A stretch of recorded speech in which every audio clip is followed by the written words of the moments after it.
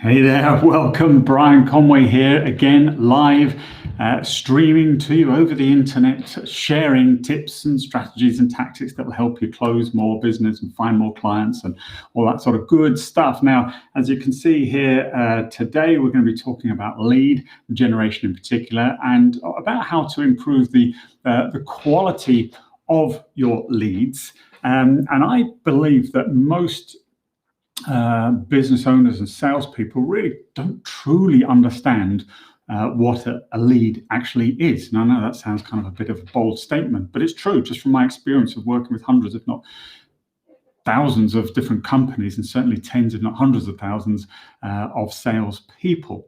And I'll explain what I mean. And I'm going to start by explaining how a customer buys.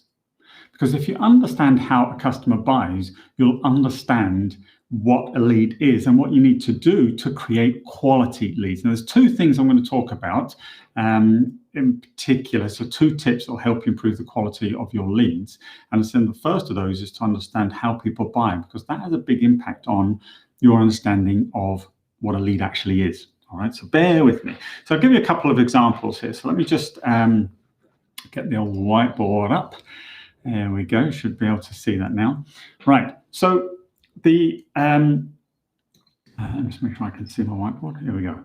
Right, so a prospect, right, somebody who could be a prospective customer for your business, goes through a very particular buying process. So they will always start, typically, reminder, I have a call with HP at 2 o'clock. They start with a problem. Right? And once they've got a problem, then they start to look for a solution.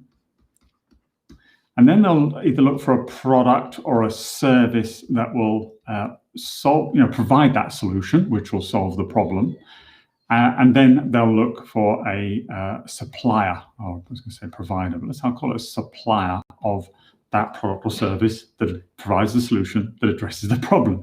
So let me give you an example.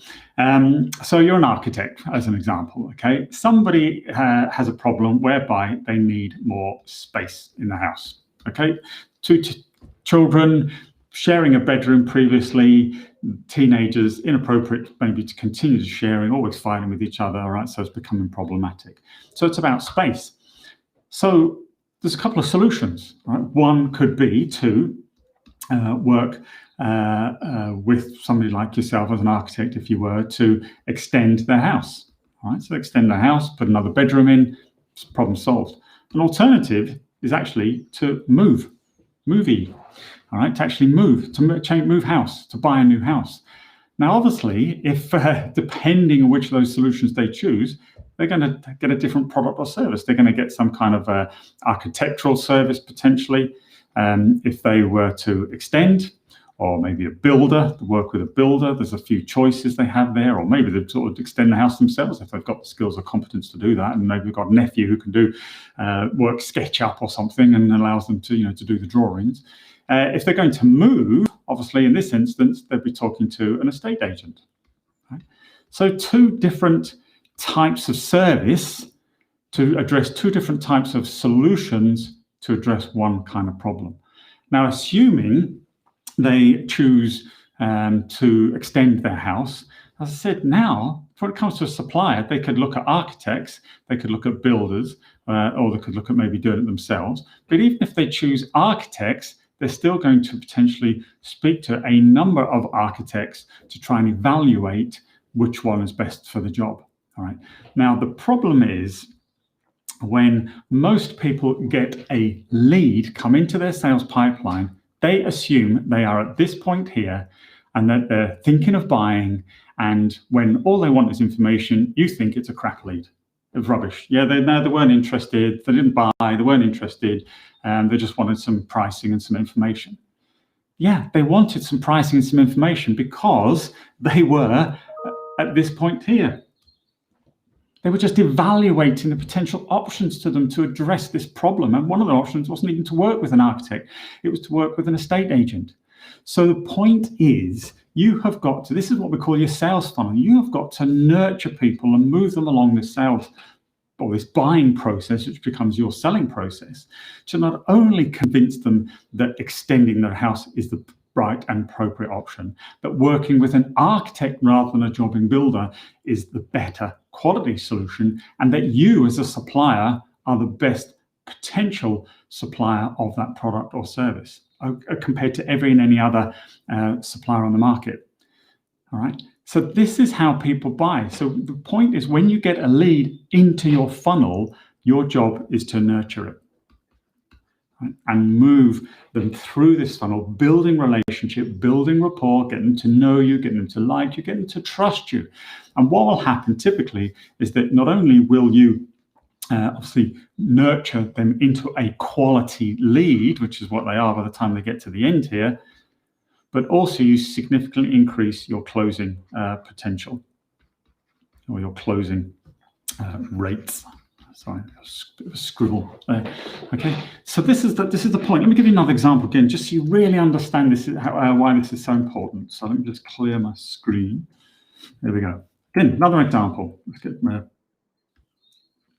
blue pen. Here we are. So my problem.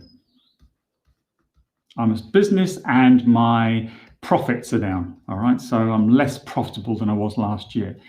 My solutions are what? Well, there's only two things you can do to increase profit. Is either to increase your revenues with the same cost base, or reduce your costs.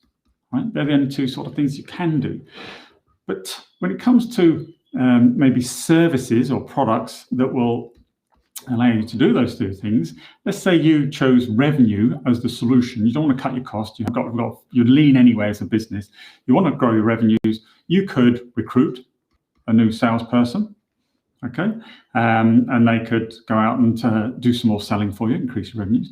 Or you could maybe do some more marketing. So you engage an agency to do some kind of marketing for you. And there could be different types of marketing to look at as well.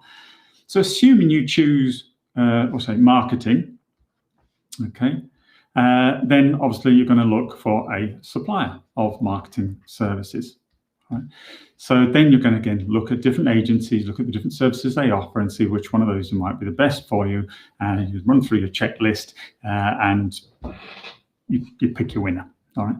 Again, most people think when they get a lead that the person is ready to buy, when actually they're back here somewhere, just feeling the pain of us crushing their profits and just starting to think about what can we do. Right? So back here, it's the why. Why do we need to do something? Then they're thinking about what are they actually going to do? Then how should they do it? All right, and then who should they do it with? Right? And it's a process.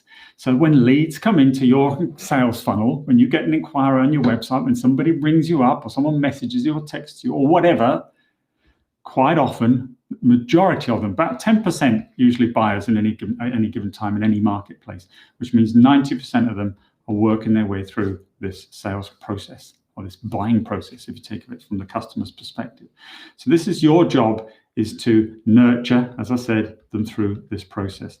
And you will find you close significantly more of those customers because they get to know you, like you, and trust you. So you've got to convince them that your product and service is the best product and service over every and any other option in the market, not just other similar suppliers to you, but other options as well. So in this instance, this marketing agency has got to prove that marketing is better than recruitment and all the costs and overhead that maybe comes with with employing somebody.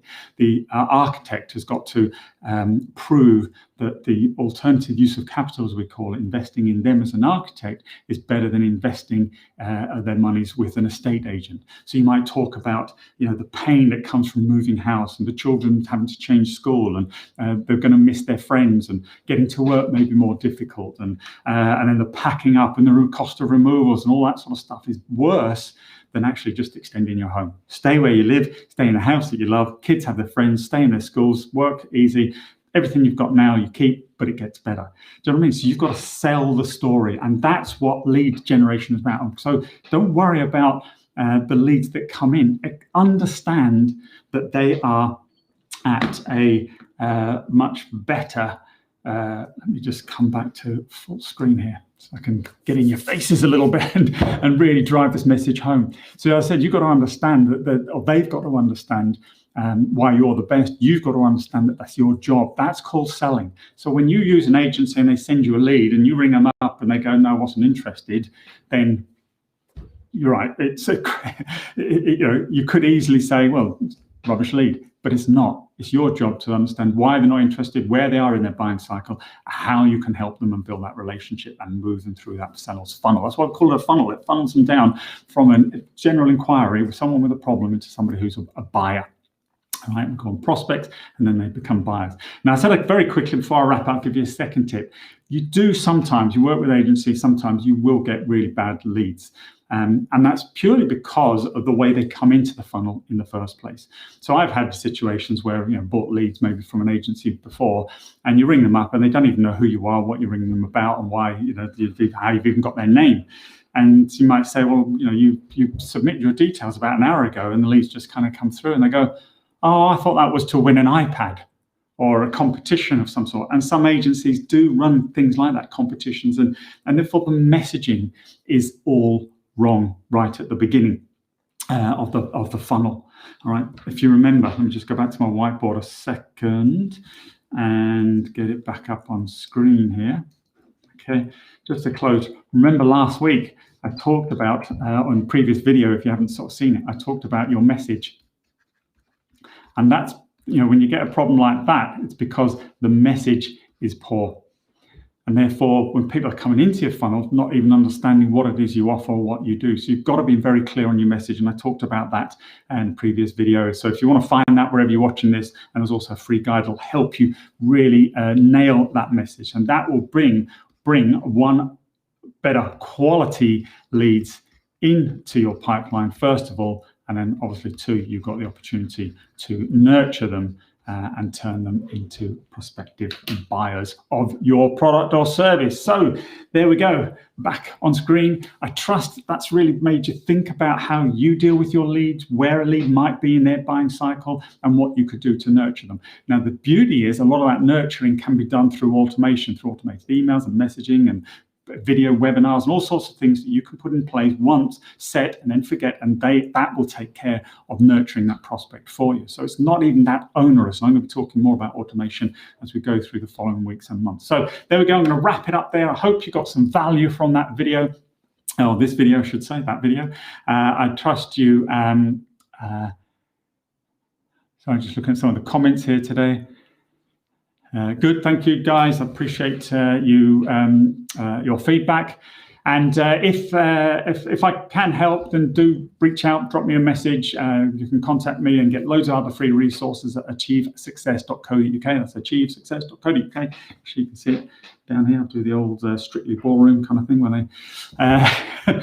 And thank you for your time today. As I said, I hope that you get value from this. That's my number one goal and objective. But of course, as I always say to people, to know and not to do is not to know. So now you know this, you've got to apply it to make any difference in your business. Otherwise, you're not just going where you're going instead of actually going somewhere different and achieving a different outcome. So anyway, let's not go down that route. So thanks again. I'm going. I appreciate your time. Thanks very much. And I'll see you and take care. Stay